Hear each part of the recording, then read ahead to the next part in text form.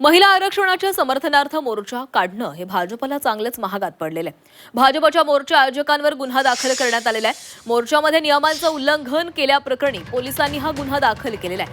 Worli police कायदेशीर कारवाई करणार आहेत। मोर्चाला पोलिसांनी परवानगी दिली होती, पण नियमांचं उल्लंघन झाल्याचं पोलिसांचं मत आहे। सत्ताधाऱ्यांचा समाचार घेणाऱ्या महिलेचा सोशल मीडियावर सध्या व्हिडिओ व्हायरल झालेला होता आणि तिची जोरदार चर्चा देखील सुरू आहे।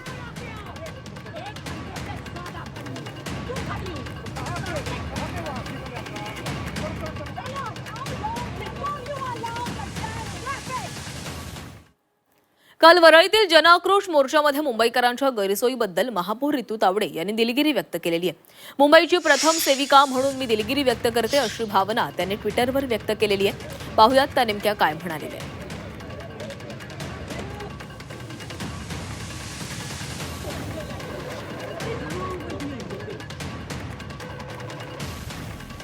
कालचा वरळी इथे आयोजित महिलांचा जनआक्रोश मोर्चा हा पूर्णपणे पूर्वनियोजित होता। वाहतुकीची गैरसोय टाळण्यासाठी पोलीस आणि वाहतूक विभागाकडून योग्य नियोजनही करण्यात आलं होतं।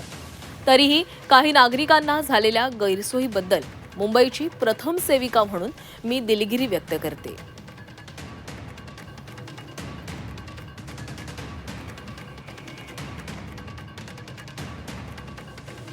हे केवळ आंदोलन नव्हतं, तर महिलांच्या हक्कांचा आक्रोश होता। त्यामुळे मोर्चात सहभागी झालेल्या प्रत्येक भगिनीचा आमचा रोष ती भगिनी आणि सर्व नागरिक समजून घेतील अशी माफक अपेक्षा व्यक्त करते।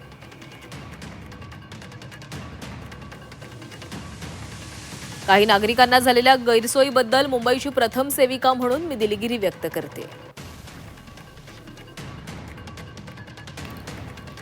दरम्यान रितू तावडे यांच्या दिलगिरीवर हर्षवर्धन सपकाळ यांनी टीका केलेली आहे। पाहूयात। त्यांनी लोकांना समजून जे सांगायला पाहिजे ते डिलिमिटेशन सांगायला पाहिजे आणि उलटा चोर कोतवाल को डाटे अशा स्वरूपामध्ये कुठेतरी हा भारतीय जनता पक्षाचा एकंदरीत अहंकार आहे। मात्र ते माफी मागत आहेत, याचा अर्थ काय हे आता देशातल्या जनतेनेच ओळखून घ्यावं।